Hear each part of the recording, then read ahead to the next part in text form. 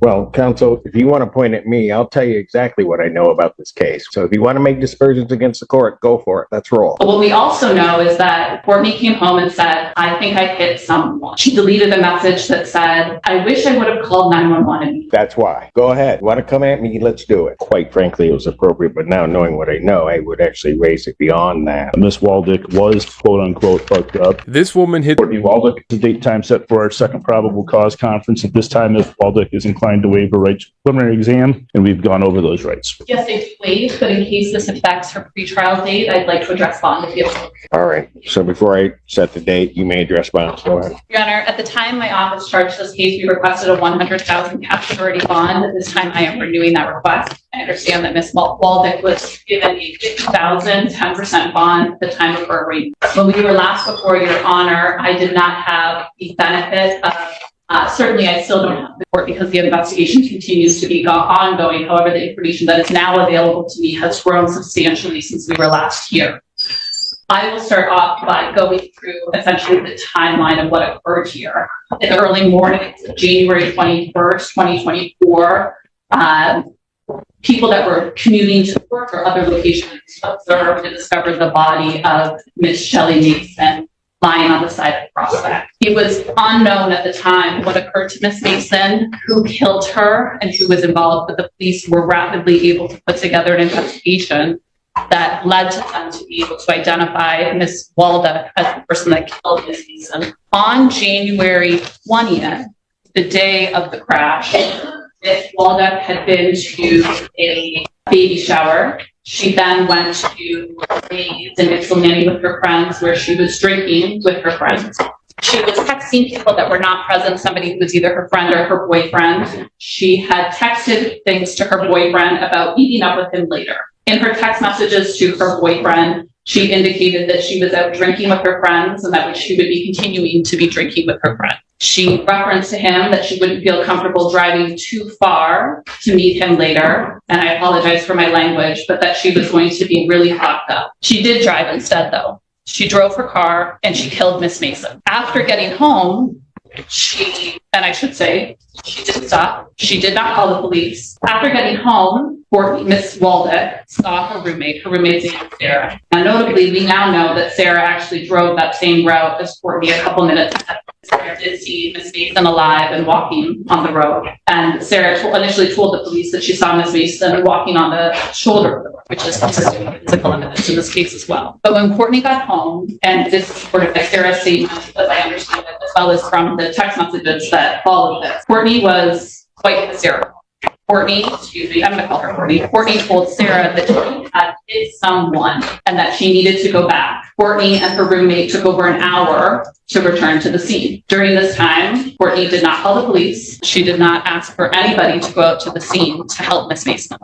Instead, she started texting her friends, her family. Her reaction to this was substantial and quite emotional. However, when Courtney came in for her interview with the police, which mind you was the Friday following, so she came in for her interview on January 26th. The crash occurred on January 20th. She told the police that she believed that she hit a deer. That this deer had just kind of popped out of nowhere, that she saw it just coming at her. We know from our interview with Sarah, the roommate, that Miss Mason was walking down the road. Sarah saw Miss Mason a couple minutes ahead of Courtney, and that Miss Mason was walking down the road. But what we also know is that Courtney didn't think she hit a deer. Sarah has now told us that Courtney came home and said, I think I hit someone. Confirmed for us that there was no mention of a deer. So when Courtney got home, thinking that she hit someone without calling the police or stopping to help that someone, she continued to tell her friends and her family what she had done and what stress she was under. She didn't call the police, leaving Miss Mason lying in the snow on the side of Prospect in who knows what condition. And I will say that the evidence in this case bear out that it is possible that if Courtney had just called the police, Miss Mason might still be alive. That's why we have crimes like this. That's why the penalties for crimes like this are so substantial, because Miss Mason may have still been alive and may still be with us right now. Miss Mason was a mother, she was a daughter, and she was a grandmother. And that woman was left on the side of the road without anybody with any help being sent her way. But not only did Courtney not call the police and not attempt to save Ms. Mason in any way. What I now know is that Courtney then deleted approximately 150 messages on her phone. She deleted those messages that I referenced earlier about her not wanting to drive so far. She deleted a message about her being fucked up. And I will make clear for the record, the message says, I'm going to be fucked up, not that she currently was when she sent it. She deleted a message that said, I wish I would have called 911. And she also deleted, got to live with it and get my car fixed ASAP. Were deleted before her phone was turned over to the police. What she also did when she got home, and I know that defense counsel will argue that this was normal for her behavior, was she parked her vehicle into the garage. That car remained in the garage, and the garage door remained closed, as far as I understand it, with the garage inside. The police subsequently did a search warrant, and it wasn't until they were there with the search warrant that they were then given consent to go into the garage and discover the cheat. Your Honor, her guidelines, as I score them, are 19 months, 38 months, as I currently have them. My office requested a $100,000 cash surety bond at the time of charging this, and I am again renewing. Thank you, Your Honor. Response. Thank you, Judge. Obviously, I don't have to tell the court that Ms. Waldick stands here before you innocent until proven guilty. I'm not going to try the case in front of you, but I will address some of the things that were just said. First and foremost, there was an arraignment on January 28th where, as Ms. Hughes indicated, their office requested a $100,000 bond. A record was made. Prosecutor who attended the Zoom arraignment on that Sunday, myself, each made a record, and bond was set at $50,000, 10% with an alcohol tether. It's our argument to the court that that was not an unreasonable bond, nor was it an abuse of discretion. The fact that there's an ongoing investigation or this was charged early, that's not my client's fault. Maybe the prosecutor's office should have waited until the investigation was complete. With that said, Ms. Hughes indicates there was some drinking going on. My client turned herself in as a person of possible interest to the Washtenaw County Sheriff's Department to Detective Webb on January 26th. That date could have been sooner, and the police report indicates could have been sooner, but Detective Webb actually asked her to come in on Friday and not the Thursday beforehand. I appreciate Ms. Hughes that no evidence that Ms. Waldick was quote unquote fucked up, but that maybe she had said she was going to be. That talks about something in the future. It doesn't mean that she was. This same witness that Ms. Hughes talks about, and I don't think Ms. Hughes would, this Sarah, quote unquote, Sarah, who has come forth and said some things, is the same Sarah who said nothing about this originally. So now we have two different stories from Sarah, because originally Sarah said she had no idea what happened on the date in question. Ms. Waldick is now, since the arraignment, been before twice here on February 22nd for her. She's been compliant with bond the whole 2 months to today's date that she has been on bond since being arraigned, with an alcohol tether the whole time before she was released from jail, with absolutely no issues. So this is the second time before you, but including going to the Sheriff's Department to speak to Detective Webb, she's appeared 3 times. She's not a flight risk. In addition to being on alcohol tether and having no issues, she's also reporting, checking into community corrections weekly. I've heard nothing today regarding any bond violations, because I don't think there are any. There's been no change in circumstances as we see it since the date of the arraignment. Ms. Waldick is definitely not a flight risk, and she's not shown that she's a danger to the community in the past 2 months at all. Again, there's been no allegations of that. Judge, the 8th Amendment of the U.S. Constitution indicates that the court shall provide a bail that is not excessive. Stack versus Boyle, 342 U.S. 1, and People versus Edmond, 81 Mishap 743 says bail that is set in an amount higher than reasonably calculated to give adequate assurance that the accused will appear is excessive under the 8th Amendment. Edmond goes on to say that courts have held that money bail is excessive if it is in an amount greater than reasonably necessary to adequately assure that the accused will appear when her presence is required. Court rules are designed to enforce these principles, Judge, and under these rules there's a double presumption that a pretrial arrestee will be released without any case bail requirement. And that's stated in 765.6, MCLA 765.6, that in part a person accused of a criminal offense is entitled to bail. The amount of bail shall not be excessive. Court rules go on to indicate what the money bail should be and what is required, what's considered in terms of setting bond. And those things under subsection F 6.106 say a defendant's prior criminal record. She has none. Defendant's record of appearance and non-appearance or flight to avoid prosecution. She's been at everything. She's actually been at more. Well, that flight issue also includes concealment of evidence, doesn't it? And I guess this came up at the bench when we were here on, surprisingly, on 228 or 220, our last probable cause conference date, 222, when neither party had asked to address bond, but you had mentioned it. Well, counsel, if you want to point at me, I'll tell you exactly what I know about this case. What I know about this case is the warrants came to me. That's how I knew. And that it came to me because I'm in charge of all of these felonies and reviewing every bond that comes through. So that's how it came to me. So if you want to make dispersions against the court, go for it. Let's roll. I'm not making dispersions. I'm saying the court had asked us to approach and talked about bond. Because I'm putting everybody on notice where I am. That's why. Go ahead. You want to come at me? Let's do it.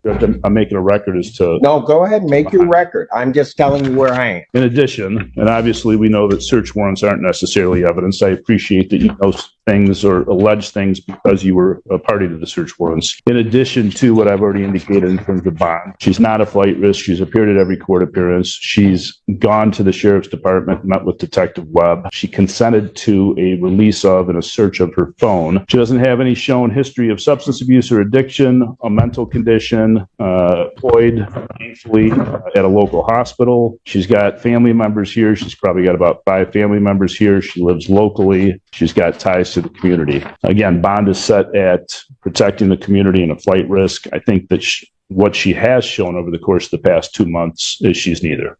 I'd ask that bond stay the same. Thank you. From the people. Nothing further, Your Honor. Thank you. Court, in looking at the file until that the record is clear, counsel came to the bench and the court was apprising counsel that the court had some concerns with the bond that was set. Neither counsel at that time was ready to raise the bond. There were certain things that came to the court's attention that were not in the magistrate's mind nor the magistrate's information at the time of the arraignment. I brought that to counsel's attention, quite frankly, out of fairness to both sides so that it could probably be argued before the court. What was not known, sir, the magistrate at the time, was that there was this delay. There was information that was provided to the magistrate at the time regarding the defendant turning herself in, which was somewhat confusing as to how that occurred. And I apprised counsel of that. What my initial conclusion or what I saw was based upon what was presented to me prior to that hearing. Additionally, since that time, something that was not available to the magistrate were these text messages, which lead also to the defendant's knowledge, which play into this court's mind as to this defendant's danger to the public. Furthermore, there is, in terms of the issue of flight, of concealment of evidence and the like, now the deletion of text messages and other evidence in this case, which have just been alluded to, the deletion of basically evidence, which I think also bears upon the defendant's risk in this case. Also, the likelihood, court can take into account the likelihood of conviction and other things as it regards to setting a bond. But certainly there is now clearly more information that's available to the court regarding this defendant, the offense that was committed and the like. The court, I will also take into account the fact that I don't have any community corrections violations. I don't have anything along those lines. I do not believe that given the information now available to the court, that the amount of the bond that was originally set, I do not believe that it is appropriate and that additional bond would be required in this case. Defendant's bond, Mr. Allen, the defendant's bond in this case will be increased. I think that the amount requested by the people was an appropriate amount. Quite frankly, it was appropriate, but now knowing what I know, I would actually raise it beyond that, but I will not do so. Raising bond to $100,000 and saying it would be higher if allowed is not subtle. I mean, that whole argument about her behaving since release, it's just gone. Bond isn't just about showing up to court. It's about whether you're a risk, and deleting evidence doesn't scream responsibility. I mean, if I were the judge here, I honestly probably would have raised it to a minimum of probably $250,000, but let me know if you guys agree. In this case, her bond will be increased from $50,000 cash surety to $100,000 cash surety. Are they, counsel, just for the purposes of anything, are they able to do that right now? Or we've made arrangements. There's a surety bondsman in the courtroom who can do that. If you can give us 15 to 20 minutes, it'll be taken care of. She'll be taken back and do that. I think they can do that. Hold on, sorry guys. We need to arraign her on the information. I apologize. I interrupted all of our proceedings. Oh, okay. Yes, that's to the circuit court. We'd waive the reading of the complaint and have the matter set for circuit court pretrial. I ask that she'd stand. She stands.